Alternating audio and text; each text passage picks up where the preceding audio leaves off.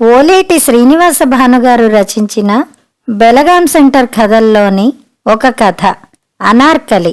Belgaum centre నుంచి పార్వతీపురం టౌన్కెళ్లే తోవలో బోలెడంత కాలక్షేపం. చర్చి వీధి సెంటరు, పోలీస్ క్వార్టర్సు, బిసం కటక్ బంగ్లా దాటి కొంచెం ముందుకి దిగితే సందడే సందడి. కుడివైపు మున్సిఫ్ కోర్ట్ ఆవరణ, మధ్యలో మర్రి చెట్టు, దాని చుట్టూ తిన్నె మీద కూర్చొని జంజాల కోసం తకిలీతో దారం తీసే గెడ్డం పంతులు, చొక్కా జేబుల్నుండా ఇంకు పెన్నులు, సీజన్ బట్టి చేతుల్లో డైరీలు, పంచాంగాలు అమ్ముకునే పొట్టి షావుకారు, వకీళ్లు, గుమస్తాలు, కోర్టు పక్షులు. ఒకరా ఇద్దరా? వానాకాలంలో కప్పలతో నిండిన చెరువు కనిపించేదక్కడ. కోర్టు వారు మధ్యాహ్నం లంచ్ బ్రేక్కి దిగ్గానే ఎదురుగా పాల్ఘాట్ మణి కేఫ్, ఉడిపి కృష్ణా విలాసు, రాజుల మిలిటరీ భోజనం హోటలు కిక్కిరిసిపోయేవి. కోర్టు గోడకి రోడ్డుకి మధ్య పల్లెల్లో చింత చెట్ల కింద గజ్జెలు, డోలక్ సందడి చేసేవి. నాగిన్లోని మనుడోలే మెర తనుడోలే పాట బుల్బుల్ మీద మొదలయ్యేది. గారడీ సాహిబ్ సులేమాన్ వినోదం జనాన్ని రమ్మంటూ పిలిచేది. కోర్టు పక్షులతో పాటు లంచ్ టైంలో ఇళ్లకు వెళ్లే బెలగాం బ్రాంచ్ స్కూల్ పిల్లలు, ఆర్సీఎం స్కూల్ పిల్లలు అక్కడ ఆగేవారు. గారడీ సాహిబు విద్యలు చూడడానికి గుమిగి ఉడేవాళ్లు. ఆ రోజుల్లో ఊరూరా తిరుగుతూ ఏటా దసరా మొదలుకుని సంక్రాంతి వరకు బెలగాంలో మకాం వేసి ప్రదర్శనలిచ్చేవాడు సులేమాన్. గళ్ల లుంగి, పొడుగు చేతుల కాబులీవాలా చొక్కా, దానిమీద హాఫ్ హ్యాండ్ ముఖమల్ కోటు, కుచ్చు టోపీ, కళ్లకు సుర్మాతో సులేమాన్ వేషం ప్రత్యేకంగా ఉండేది. 50వ పడిలో కూడా 30 ఏళ్లవాడిలా చలాకీగా తయారయ్యేవాడు. పిల్లలంతా అతడి విద్యల కోసం ఎగబడితే వయసొచ్చిన వాళ్ల చూపులు మాత్రం గారడీ బృందంలోని అందమైన అనార్కల్ని పలకరించాలని వచ్చేవి. ఈస్ట్మన్ కలర్ హిందీ సినిమాల్లోని హీరోయిన్ని తలపించేదా అమ్మాయి. ప్రేక్షకుల సంఖ్యను బట్టి సులేమాన్ గారడీ ఐటంల సంఖ్య మారేది. ఆ సంగతి మాత్రం అతగాడు చెప్పేవాడు కాదు. అది ఉంది, ఇది ఉంది, ఆఖరిదాకా ఉండండి అంటూ చాంతాడంత జాబితా వల్లవేసేవాడు. ముంగిసకి పాముకి ఫైటింగు, అందమైన అమ్మాయి గాల్లో అదృశ్యం కావటం, కోతి పేకాడ ఆడడం లాంటివి ఆ జాబితాలో ఉండేవి గాని సులేమాన్ ఏనాడు వాటిని ప్రదర్శించిన పాపాన పోలేదు. వచ్చిన జనాన్ని కదలకుండా కట్టిపడేయడానికి ఓ కిటుకు ప్రయోగించేవాడు. ఓం బీర్ బన్, బేతాళ బన్, శ్మశాన్మై పూజా బన్, చూసిన వారి కళ్ళు చూసినట్లే 10 నిమిషాల్లో బన్ అంటూ ఛూ మంత్రం వేసేవాడు.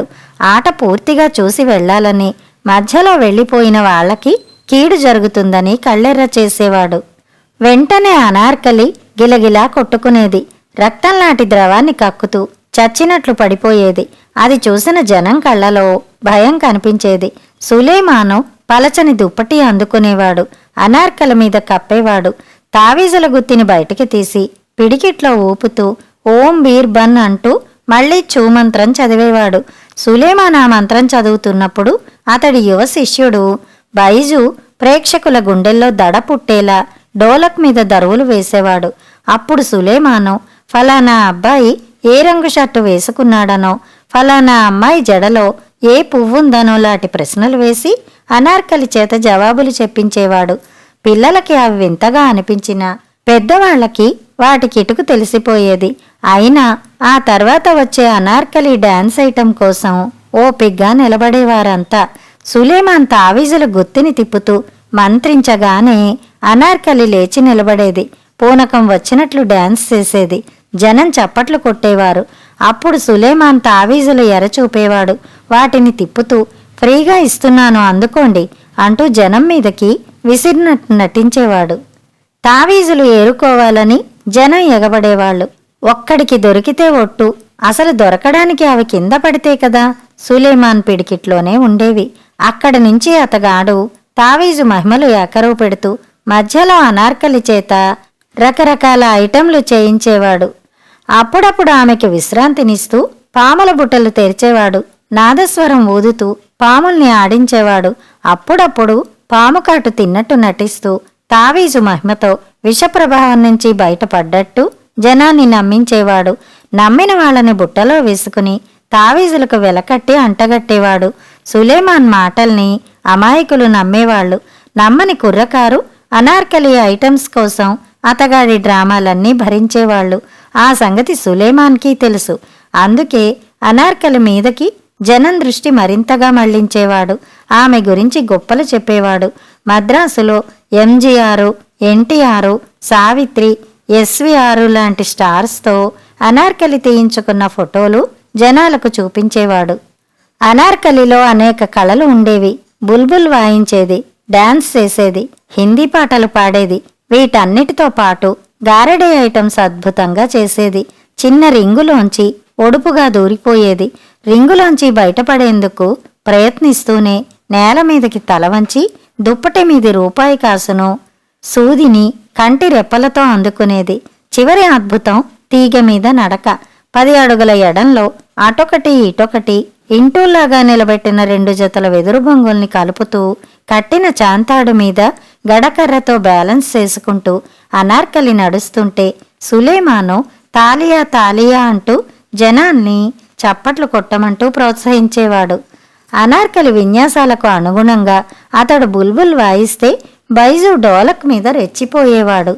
సంగీతం క్లైమాక్స్కి చేరే సమయానికి సులేమాన్ భార్య షకీలా అల్యూమినియం బొచ్చెతో జనంలోకి వెళ్లేది.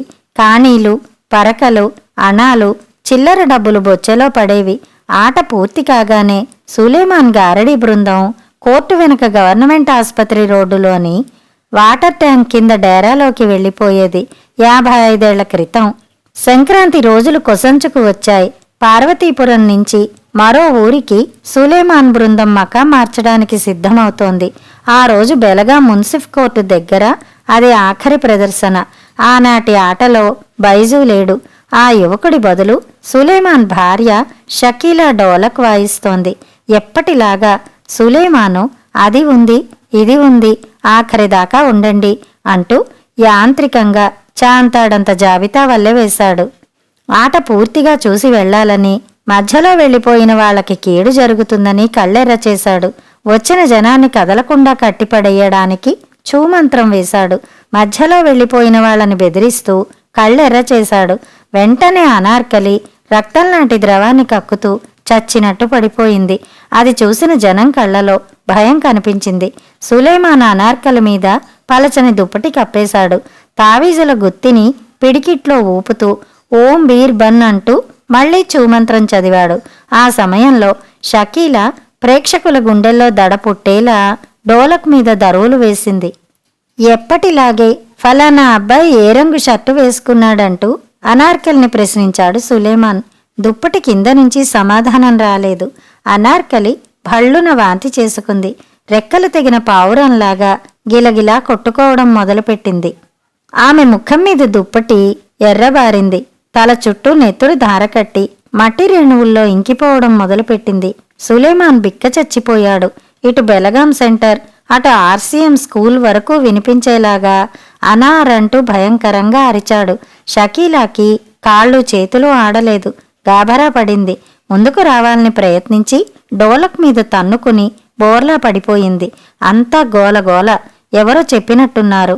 పోలీసులు వచ్చారు. అనార్కలి శవాన్ని దగ్గర్లోనే ఉన్న గవర్నమెంట్ ఆసుపత్రికి తరలించారు. అనార్కలి గన్నేరు పిక్కలు తిని ఆత్మహత్య చేసుకుందని మన్నాడు జనం చెప్పుకున్నారు. మూడో నాడు అనార్కలి ఆత్మహత్యకు కారణం వెలుగు చూడడంతో జనం ఆశ్చర్యపోయారు. సులేమాన్ గారడీ బృందంలోని బైజు, అనార్కలి ఒకరి మీద ఒకరు మనసు పడ్డారట. ఒకరికొకరు చేరువుగా ఉన్న సందర్భంలో సులేమాన్ కంటపడ్డారట. అతగాడు మండిపడ్డాడు. అనార్కలిని జుట్టు పట్టుకుని ఈడ్చాడు.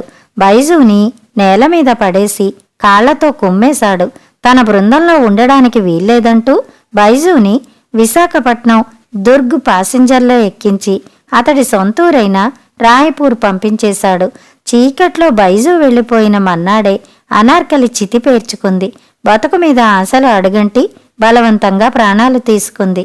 అనార్కలి అందం ఓ కథగా మిగిలిపోయినా ఆమె జీవిత గాథలో మరెన్నో వివాదాలు, విషాదాలు ఉన్నాయి. పార్వతీపురం నుంచి సులేమాన్ బృందం మకాం ఎత్తేసిన తర్వాత అవి బెలగాం సెంటర్లో వెలుగు చూశాయి. అంతవరకు సులేమాన్, అనార్కలి తండ్రి కూతుళ్లనే అనుకున్నారంతా. కానీ కాదట. అనార్కలి అసలు ఎక్కడ పుట్టిందో సులేమాన్కే తెలియదట. వేరే గారడీ ముఠా వాళ్ళకి డబ్బు పోసి అనార్కల్ని కొని తెచ్చుకున్నాడట. అప్పటికే 2 సంసారాలున్న సులేమాను తన కూతురు వయసున్న అనార్కలిని నిఖా చేసుకున్నాడట. ఆ సంగతులు విన్న బెలగాం సెంటరు అయ్యో అనార్కలి అనుకుంది. మున్సిఫ్ కోర్టు ఎదురుగా ఉన్న చింత చెట్లు కేసులో ఓడిపోయిన కక్షిదారుల్లాగా తలలు దించుకున్నాయి. కథ సమాప్తం.